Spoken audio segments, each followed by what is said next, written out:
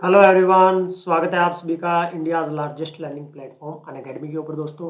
देखिए दोस्तों, इस वीडियो के अंदर हम बात करेंगे पीएचडी और बीएड के बारे में। आपके जितने भी डाउट होंगे मैं कोशिश करूंगा सबका आपको आंसर मिल जाए। फिर भी आपको कोई डाउट बचता है तो आप कमेंट सेक्शन में पूछ सकते हो। देखिए, बहुत से स्टूडेंट्स के मन में एक विचार आता है कि सर बीएड ज़्यादा जरूरी है या पीएचडी ज़्यादा जरूरी है, बीएड करना सही रहेगा या पीएचडी करना सही रहेगा। तो मैं कुछ केस आपके साथ डिस्कस कर रहा हूं, उनको बड़े ध्यान से सुनना।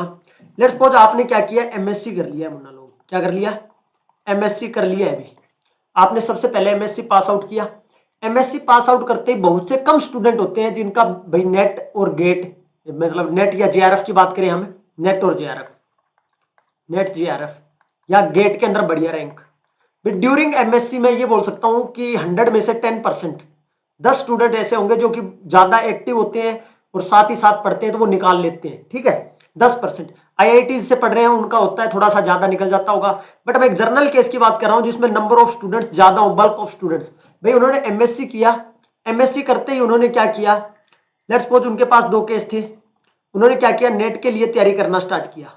लेट्स सपोज उन्होंने क्या किया, नेट के लिए तैयारी करना स्टार्ट किया कि मेरे को नेट क्लियर करना है एमएससी के बाद। अब नेट किया उन्होंने, नेट करने के लिए उन्होंने मतलब लगा दिए 6 मंथ। पहले 6 महीने उन्होंने क्या किया, नेट की तैयारी की। कुछ स्टूडेंट्स का फर्स्ट अटेम्प्ट में हो गया, कुछ का नहीं होता है। ऐसा भी होता है, किसी को 1 साल लग जाता है, किसी को 6 महीने में भी निकाल लेता है। वो तो आपको पता ही है, डिपेंड करता है कि किसी का कंसेप्ट बढ़िया होता है, किसी को एक बार में समझ नहीं आता, किसी का फर्स्ट एक्सपीरियंस, उसके बाद सेकंड एक्सपीरियंस, ऐसे ऐसे तो चलता ही रहता है। किसी का 2 अटेम्प्ट में भी नहीं होता, तीसरे अटेम्प्ट में होता है, तो वो तो चलता रहता है। मैं एक जर्नल केस की बात कर रहा हूं कि एमएससी के बाद आपने नेट की तैयारी की। लेट्स सपोज आपने 6 महीने या 1 साल लगा दिया।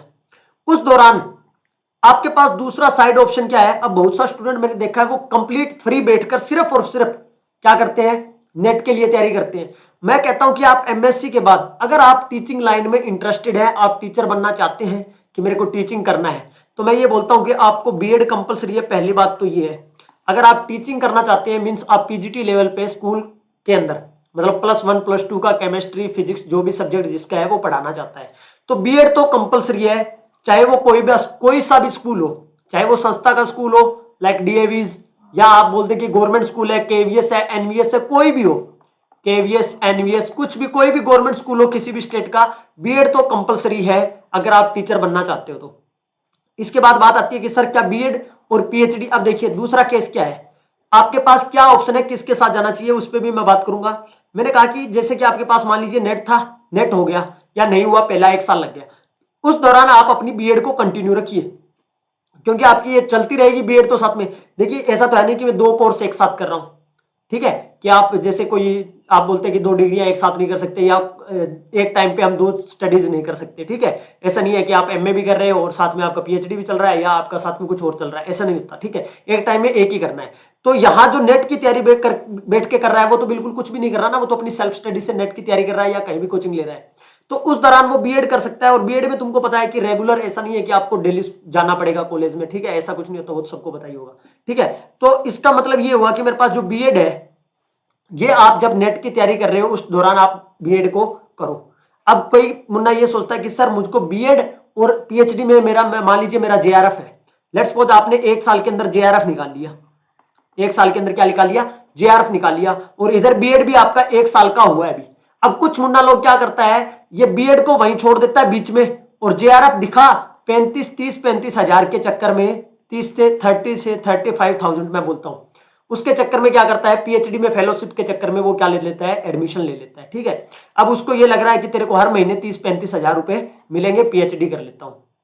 लेट्स सपोज नहीं करता है, कुछ कुछ ऐसे होंगे 5-10% जो ऐसा करते होंगे, बहुत कम चांस है कि ये बीच में बीएड छोड़ने वाला, बट एक पॉसिबिलिटी है, तो इसको भी डिस्कस कर रहा हूं। तो उनकी सबसे बड़ी गलती है ये वाली, सबसे बड़ी गलती है ये वाली बीएड बीच में छोड़ने वाली। चलो आप कहोगे सर हमने बीएड नहीं छोड़ा, तो मैं कहता हूं कि अच्छा चलो मान लिया आपने बीएड नहीं छोड़ा, बीच में बीएड आपका कंप्लीट कर लिया। अब कुछ स्टूडेंट्स के मन में ये सवाल आता है कि सर पीएचडी करें या ना करें, या ना करें, ना करें। अब कोई कहता है कि सर पीएचडी करें या ना करें, बीएड हमने नहीं की है, हमने पीएचडी की है, या हम पीएचडी के अंदर एनरोल है, तो हम बीएड ना करें। तो अब मुन्ना एक बात सुन लो, देखिए आपने ये नेट क्यों निकालते हैं हम, नेट नेट जेआरएफ क्यों निकालते हैं सॉरी, नेट और जेआरएफ आप क्यों निकालते हो। आप नेट इसलिए निकालते हो कि आप किसी कॉलेज के अंदर असिस्टेंट प्रोफेसर लग सको, किसी कॉलेज के अंदर असिस्टेंट प्रोफेसर लग सको, आप असिस्टेंट प्रोफेसर। नेट आपने किया, नेट करते ही आप असिस्टेंट प्रोफेसर के लिए क्या हो गए, एलिजिबल हो गए हो आप। अब आपके पास वो कैपेबिलिटी या आप एलिजिबल हो कि आप अगर इसके असिस्टेंट प्रोफेसर के फॉर्म निकलते हैं तो आप भर सकते हो। अच्छा, पीएचडी आपने कर लिया तो क्या कर पाओगे आप, अगर मान लीजिए कॉलेज के अंदर पोस्ट निकल गई, कॉलेज के अंदर अगर पोस्ट निकलती है और कॉलेज के अंदर आपके पास नेट है तो भी आप फॉर्म अप्लाई कर सकते हो, अगर आपके पास पीएचडी है तो भी आप फॉर्म अप्लाई कर सकते हो। तो मुझको एक बात बताइएगा, आप नेट प्लस पीएचडी या नेट जेआरएफ लिख लीजिए, कोई दिक्कत नहीं है, नेट जेआरएफ लिख लीजिए प्लस पीएचडी, दोनों चीजें आप लेके कहां लग सकते हो, आप ओनली कॉलेज में लग सकते हो। अगर पीएचडी आपका कंप्लीट हो गया और यूनिवर्सिटी के अंदर अगर वैकेंसीज निकल चुका है तो आप वैकेंसी यूनिवर्सिटीज के अंदर लग सकते हैं सॉरी, बट वैकेंसी आपको पता है यूनिवर्सिटीज के अंदर बहुत लिमिटेड वैकेंसी जाती है, बहुत लिमिटेड। अब मैं आपको क्या कहता हूं, देखिए हर कोई क्यों पढ़ रहा है, हर कोई क्यों पढ़ रहा है भाई, फाइनली क्या है, इकोनॉमिक स्टेटस के लिए या डेली अपनी जो जरूरतें हैं डेली लाइफ की उनको पूरा करने के लिए, और सबसे सबको जरूरत है जॉब की, ठीक है। तो मैं एक बात कहता हूं कि जितने आपके पास ऑप्शन है ना उनको सबको खोल के रखो, आपको जो जॉब मिलती है और जो आसानी से मिल जाए पहले उस जॉब को ले लो, उस जॉब को ले लो। अब देखो आप कहोगे सर पीएचडी की क्या कोई जरूरत नहीं है, बिल्कुल जरूरत है साहब पीएचडी की। अगर आप कॉलेज के अंदर लग गए, लेट्स सपोज आपने नेट था आपके पास, आपने कॉलेज का स्क्रीनिंग हुआ, आपने इंटरव्यू कॉलेज का और वो किया क्रैक और आप असिस्टेंट प्रोफेसर लग गए, उस असिस्टेंट प्रोफेसर से आपको एसोसिएट प्रोफेसर, दो वर्ड बोल रहा हूं, असिस्टेंट प्रोफेसर से आपको एसोसिएट प्रोफेसर बनने के लिए कम से कम 12 साल का टाइम होता है। उस 12 साल में आप इस पोस्ट से मतलब लगे थे आपने असिस्टेंट, आपको एसोसिएट बनने के लिए आपको पीएचडी चाहिए होगा, वहां अपना मतलब आपका प्रमोशन होना है ना तो वो पीएचडी के बेस पे होगा, और भी फैक्टर होते हैं बट पीएचडी भी आपके पास होना चाहिए। तो आपके पास 12 साल है, 10 से 12 साल, मतलब आपने जैसे ही कॉलेज में लिया लेते तो आप पीएचडी स्टार्ट नहीं कर सकते 2-3 साल तक।